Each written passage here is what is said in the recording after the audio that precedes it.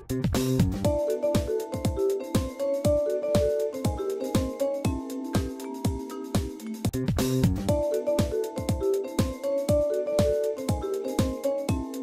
y a un protocole qui a été mis en place, qui est mis en place dans l'ensemble des établissements scolaires, qui définit une façon de mener les entretiens avec les élèves qui manifesteraient des problématiques, voilà, qui se sentiraient la cible d'attitudes déplacées de la part de leurs camarades, de moqueries.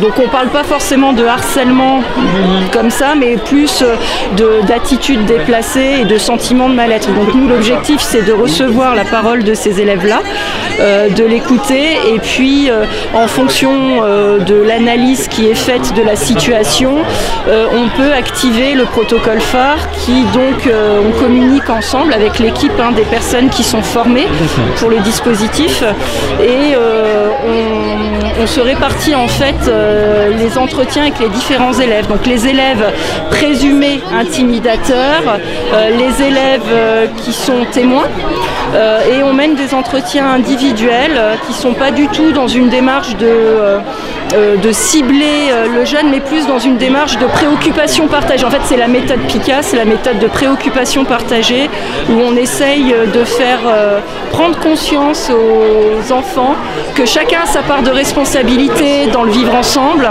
et qu'on soit témoin de faits, de moqueries, d'attitudes déplacées, que chacun peut avoir une part de responsabilité et peut faire stopper toutes ces formes de violence avant justement qu'on en arrive à un phénomène de harcèlement.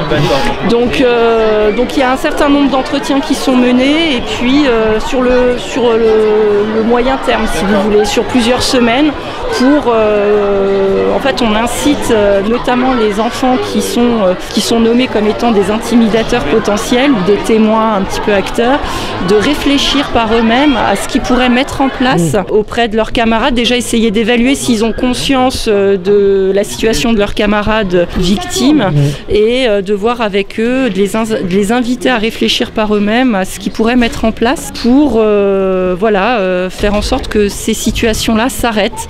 Et on les revoit à plusieurs reprises pour voir avec eux s'ils ont réfléchi. Ça permet aussi de suivre, d'essayer de leur montrer qu'on est vigilant, que les adultes sont vigilants, et de voir avec eux s'ils ont déjà observé des choses, si effectivement certains peuvent nous dire que oui, leur camarade en question a pu être l'objet de moqueries, d'attitudes, la cible d'attitudes déplacées. Et puis quelquefois certains nous disent: ah bah oui, c'est vrai, moi aussi une fois j'ai participé, j'ai pu rigoler. Et puis voilà, l'objectif c'est de leur faire prendre conscience de tout cela, et de les inviter à être plus vigilants, et à être on essaye de travailler sur la bienveillance, sur toutes les qui deviennent un petit peu acteurs aussi. Exactement, et qui deviennent acteurs, et qu'il y ait cette prise de conscience de la part de tout le monde, quoi.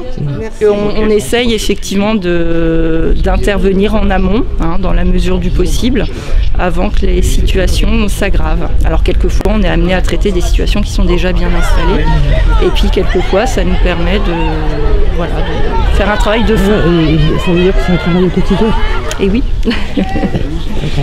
Alors voilà, c'est un travail de toute façon au quotidien, même sans forcément passer par ce protocole-là. Ce sont des choses sur lesquelles on est vigilant au quotidien, effectivement. Voilà. Stop au harcèlement. Stop au harcèlement. Tout ce qu'on fait harcèlement.